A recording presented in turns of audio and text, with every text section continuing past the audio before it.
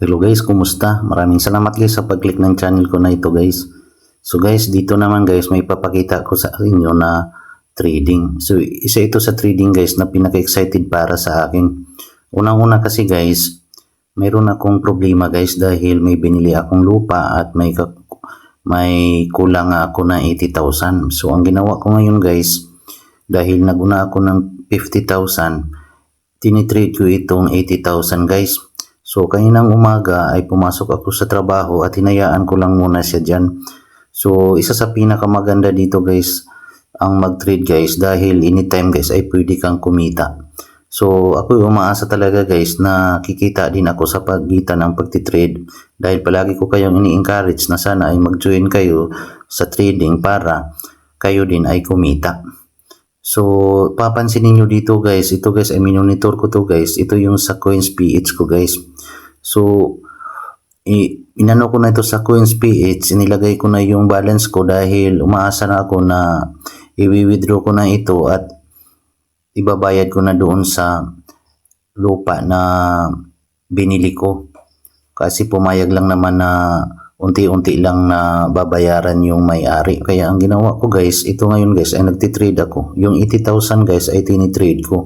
So kinakabahan pa nga ako guys dahil baka ay maliquidate ito kasi mayroong risk ito guys. High risk po ang pagtitrade guys. So pero high naman din yung balik kung sakaling tataas yung coins na binili mo. So ngayon po ay araw po ng Lunes. So kahapon ay araw ng Linggo. So kahapon ko sana ibabayad itong 80,000 na to guys. Pero kinausap ko muna yung may-ari na sa Linggo ko na lang ibabayad yung 80,000 na kulang sa lupa. So ngayon guys ay nagtitrade ako. Yung binili ko dito guys na coins ay yung Ronin. So yung Ronin guys ay isa yan sa mga potential na coins na kikita ka talaga dahil nung nakaraang taon guys, itong Ronin na to ay bumulusok ito ng 100 mahigit yung isang coins niya. So nung Linggo guys ay napansin ko na medyo mababa ang presyo nito, pumalo lang ito sa 79 pesos. So yung 80,000 na yun guys ay binili ko nga lahat guys. Kaya yung kumbaga naging 78 na lang yung pera ko doon guys sa ano na to. Kasi mayroon tayong transaction fee guys, hindi ko rin alam kung ilang porsyento yan. Basta pag gumagamit ka siyempre ng apps nila ay magkakaroon sila ng commission doon sa binili mo. At kapag ibininta mo naman guys yung coins na nabili mo ay magkakaroon ulit sila ng commission. Kaya nga napatok ito ngayong crypto na to lalo na sa mga gumagamit ng apps kagaya ng CoinsPH, Binance at Bybit at yun lang yun guys yung mai-recommend ko sa inyo. So meron pa din palang akong mai-recommend kagaya ng Mixi at saka yung KuCoin. Yung iba guys hindi ko pa napasok kaya pinag-aaralan ko lang muna itong mga apps na to kung sakaling magbibigay ba talaga sa atin ng income. So sinasabi ko nga guys kapag nag-invest ka dito guys dapat willing ka rin to take risk dahil malaki din ang tsansa dito na mawawala din yung mga puhunan mo kung hindi ka marunong magmatyag. So yan ay share ko lang sa inyo guys dahil isa din ako sa na liquidate yung puhunan ko dati na 26,000 ay nagiging 11,000 na lang. Yun ay totoo guys.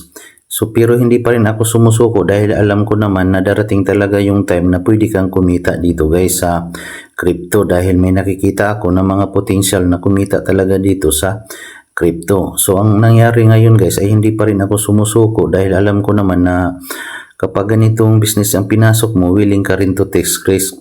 So ang advice ko lang sa iyo guys na kapag sumali ka dito guys ay huwag kang mag-expect na palagi kang panalo. So mayroon talagang mga talo. Kaya sabi nga nila pag sumali ka dito willing ka to take risk na minsan ay mawawala din yung pera na hawak mo.